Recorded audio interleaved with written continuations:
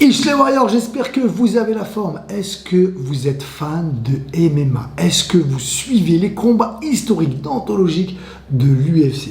Si c'est le cas, il y avait hier un combat qu'il ne fallait surtout pas louper entre Charles Oliveira et Islam Makhachev, deux combattants extraordinaires avec un potentiel, en tout cas un combat qui était très attendu, on pourrait peut-être même dire pratiquement autant attendu à l'époque, le combat entre Khabib et Conor McGregor. Et dans cette vidéo, on va revenir sur ce combat, mais on va aussi essayer d'analyser et de décortiquer donc le combat et aussi le style de ces deux combattants. Donc reste avec moi, c'est parti, c'est maintenant!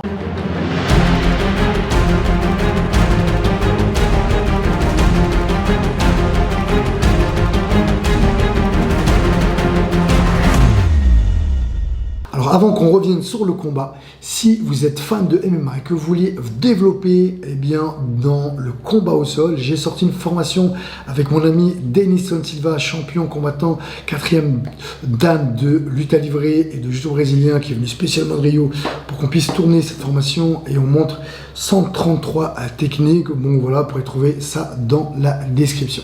Alors maintenant on va revenir un petit peu et avant d'analyser le combat, les game plans, est-ce que Oliveira a eu raison, est-ce que Islam n'a pas pris trop de risques, on va essayer de voir un petit peu déjà qui sont ces deux combattants hors du commun. Le premier, Charles Oliveira, qui vient du jiu-jitsu brésilien. Donc voilà, c'est un gars qui est très très fort au sol. En général, si on combat contre Oliveira, vaut mieux pas aller sur ce terrain en sol et plutôt rester sur du striking. Sauf que en striking, il vient de la célèbre école chute et boxe, là où Shogun, Maurice Moura et Vanderlei Silva ont été formés. Donc une école qui est très très connue pour mélanger la Muay Thai avec le jiu brésilien. Donc il est aussi très bon en boxe. Il a aussi battu les top 5 des meilleurs combattants de l'UFC, à part Islam Makhachev, dont il a réussi à gagner. Donc c'est un gars qui est vraiment, on pourrait dire, complet. Bon en boxe, bon au sol, très très bon au sol. Et toujours, comme je le dis, en général, en tout cas c'est mon avis, mais quand on regarde un petit peu tous les grands champions, on s'aperçoit qu'il y a toujours... ils maîtrisent toujours une discipline où ils sont très très très forts dans une discipline, donc que ce soit la boxe, la lutte ou le sol, et après ils sont bons dans une autre et ils peuvent être moyennes dans une autre, mais c'est rare de trouver quelqu'un qui est très très très bon, excellent dans tous les domaines. Donc si on arrive à être excellent dans une seule discipline et bon dans les autres, on peut devenir un très bon combattant d'MMA. Donc si vous voulez vous lancer, vous faites du MMA, eh bien la stratégie c'est déjà focalisez-vous et devenez un expert, devenez très très fort dans une des disciplines et ensuite vous développez les autres. Donc voilà, mais des fois on cherche à devenir bon de partout et en étant bon de partout on est bon finalement moyen de partout. Donc voilà, donc ça c'était la petite apartheid.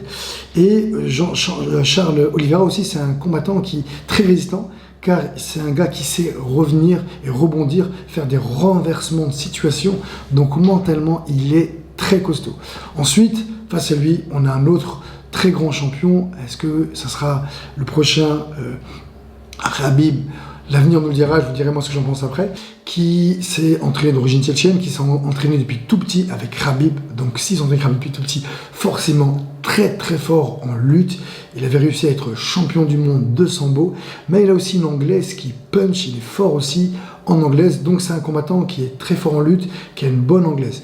Alors, comme il s'entraîne avec Khabib, ce sont une lutte où quand il est au sol, il arrive un petit peu à bloquer les combats et à verrouiller, donc ce qui fait que même s'il tombe contre des gens qui sont très forts en jiu brésilien, en grappling, eh bien, ils ont un style qui arrive à faire jeu égal, voire même à battre des gars qui sont très très forts en jiu brésilien et en grappling.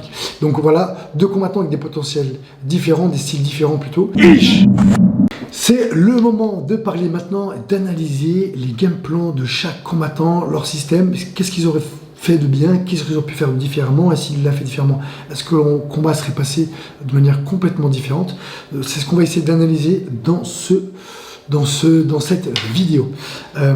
Alors, au cas où il y en a qui ne sont pas au courant, vous savez tous que c'est Islam Makhachev qui a gagné sur un étranglement bras-tête au début du deuxième round. Comme ça, vous n'avez pas à attendre la fin de vidéo pour savoir qui a gagné, mais je pense que tout le monde est au courant que c'est Makhachev qui a gagné. Alors maintenant, nous, on va juste s'intéresser aux stratégies.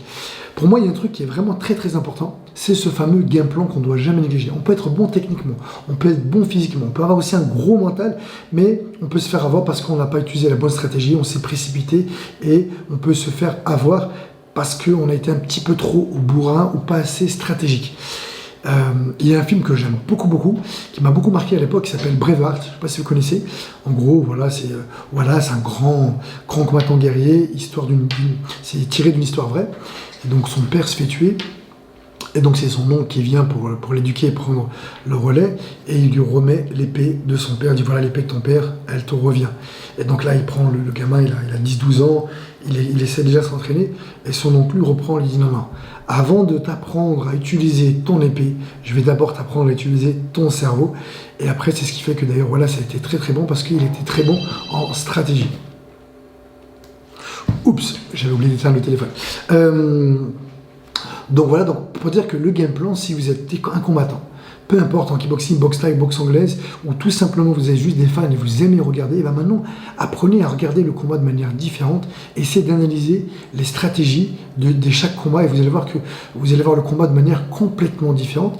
Et ce qui est intéressant, c'est qu'on peut voir que dans un combat, des fois, on a une stratégie et elle peut être chamboulée d'un moment à un autre en fonction de comment le combat se passe. Et ça aussi, il faut être capable de le repérer. Pourquoi il a changé de stratégie, pourquoi il a changé de game plan. Et du coup, là, vous allez encore plus kiffer, regarder des combats, que ce soit de boxe anglaise, kickboxing, boxe anglaise, ou ici de MMA. Alors maintenant, c'est le moment de parler du combat. Donc, on pourrait dire que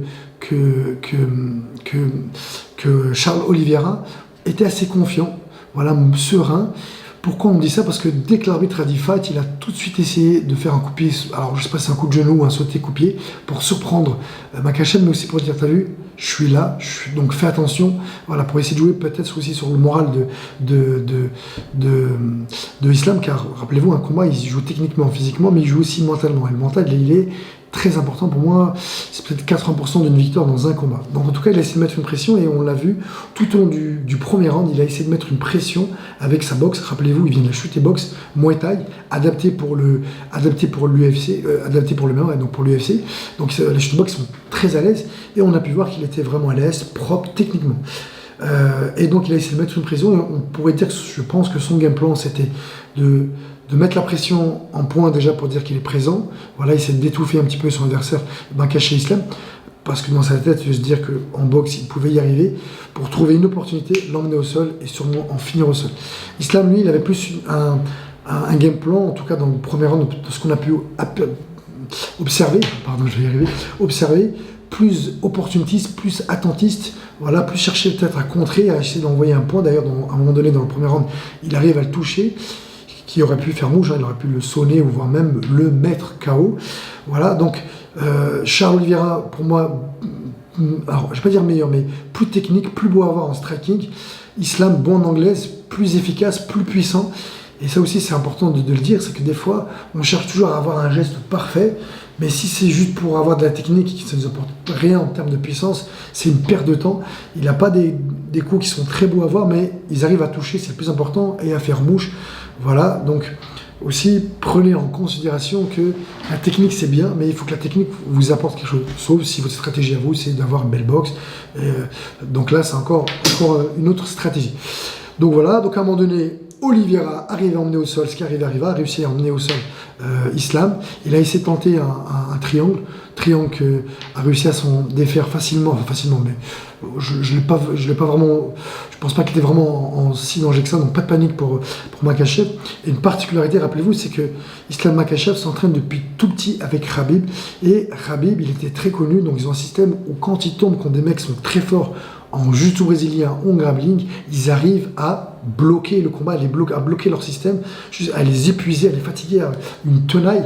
Et d'ailleurs, ils disent que tous les combattants qui avaient boxé Khabib, c'est qu'à un moment donné, quand il attrape quelqu'un comme une proie, il ne la lâche plus et c'est difficile de s'en sortir. Donc Islam, je pense qu'il a réussi à récupérer tout ça de Khabib, ce qui fait qu'au sol, il était pas trop non plus en danger. Ensuite, il a réussi à se relever, quelques échanges pieds-points, ils finissent au bord de la cage, et là, c'est l'inverse. C'est maintenant Islam Makhachev qui tente qui a fait une prise de judo de sambo, qui amène au sol. Et une fois qu'il l'a amené au sol, justement, il a réussi à prendre le contrôle du combat au sol. Et ça, c'est quand même pas rien face à un mec qui est très très fort en jiu-jitsu brésilien comme Charles Oliveira. Donc premier round, on va dire une large domination de Islam Makhachev, même si Charles Oliveira a été technique, beau à voir, a essayé d'être offensif, a essayé de mettre la pression. Mais être offensif ne veut pas dire qu'on gagne le combat. Il a essayé de mettre la pression. Chose on ne pourrait pas dire qu'il a réussi, l'autre il a réussi à décaler, à esquiver, à avoir du répondant. Donc Islam Makhachev n'a pas réussi à se faire étouffer. Fin du premier round, qui était, voilà, je m'attendais moi de la part de Islam Makhachev à plus d'agressivité. Je pensais qu'il allait plus le rentrer dedans, plus chercher à faire mal et essayer d'abord de le mettre KO et de rester debout. Mais il a été prudent. Peut-être qu'il aurait dans sa tête s'est dit je vais l'épuiser premier round, deuxième round, et peut-être que c'était son game plan, peut-être au troisième, quatrième, voire même quatrième, cinquième round, une fois qu'il est fatigué, boum, il essaie de l'accélérer et d'en finir. Ça, on ne le saura jamais. Et après, deuxième round, ils reprennent en striking, des petits échanges. Et là, ce qui arriva, comme je vous l'ai dit, comment il s'appelle, Islam Makhachev a réussi, alors je crois, de mémoire, je crois que c'était une droite un peu plongeante, il touche Oliveira, qui le touche, et c'est là qui est surprenant, c'est que on aurait pu penser que il l'a touché, il a pu essayer d'accélérer et d'en finir, mais il a vraiment voulu rentrer dans le jeu d'Oliveira et faire du sol. Et ça a payé parce qu'il a réussi à l'avoir sur un bras-tête. Donc je pense que la patate était un petit peu sonnée, ça l'a peut-être sûrement un petit peu perturbé, choqué peut-être même. Donc il n'a pas tous ses esprits pour défendre, se relever ou essayer de tenter autre chose. En tout cas, le game plan et la stratégie de Islam Makhachev a payé, il a suivi et il a gagné dans, alors est-ce qu'on peut dire c'est le terrain de Oliveira? Non, mais Oliveira gagne beaucoup de combats par soumission et cette fois-ci, face à Islam Makhachev, c'est lui qui s'est fait soumettre. Donc maintenant, la question qu'on se pose, c'est que Islam Makhachev, est-ce que c'est le futur Khabib? Et bien ça aussi, ça m'intéresse de le savoir. Qu'est-ce que vous en pensez? Il n'empêche qu'une seule défaite. Et maintenant qu'il a gagné ce combat, son fighting spirit, sa confiance va exploser. Et tous les autres adversaires vont vouloir prendre son titre, mais ils vont quand même se méfier parce qu'ils voient qu'au sol, il n'est pas si nul que ça. En boxe, il se débrouille pas trop mal. Et donc, c'est quand même un adversaire, je pense, qui va rester, pour un petit moment invaincu. Et à un moment donné, comme tout le monde, s'il continue, il finira par perdre. Ça, c'est une évidence, il perdra son titre. Mais en tout cas, je pense qu'il est bien parti pour devenir le maître et le maître dans cette catégorie et prendre pour le moment la place de Khabib. Voilà, une défaite. C'est pas grand chose, donc là il est dans un très bon moule. Et l'autre question qu'on pourrait se poser, c'est est-ce que Charles Oliveira va réussir à s'en remettre? Est-ce qu'il va être capable de se relever après cette défaite? Rappelez-vous son compatriote que j'aime beaucoup, où j'ai fait d'ailleurs une vidéo avec lui, qui s'appelle José Aldo. Une fois qu'il avait perdu contre Conor, ça a été descente aux enfers, et là il a mis fin à sa carrière. Il n'a jamais réussi à se relever de cette défaite. Alors la défaite a été un peu plus écrasante, 12 secondes sur un crochet KO. En tout cas, ça a laissé beaucoup d'impact, alors qu'avant ça, il était invaincu, je crois, depuis 7 ans. Donc est-ce que Charles Oliveira aura le mental, aura les forces pour pouvoir revenir, gagner d'autres combats et proposer une revanche contre Makhachev Islam? Ça serait juste génial de revoir cette revanche. D'ailleurs, vous, dites-le moi dans les commentaires. Est-ce que Charles, lui aussi, ça fait beaucoup de messages pour envoyer, mais en tout cas, je vous invite à laisser un maximum de commentaires. Est-ce que Charles Oliveira va réussir à s'en remettre et on arrivera à avoir un combat en revanche? Est-ce que Makhachev Islam va devenir le nouveau Khabib? Ça aussi, dites-le moi dans les commentaires.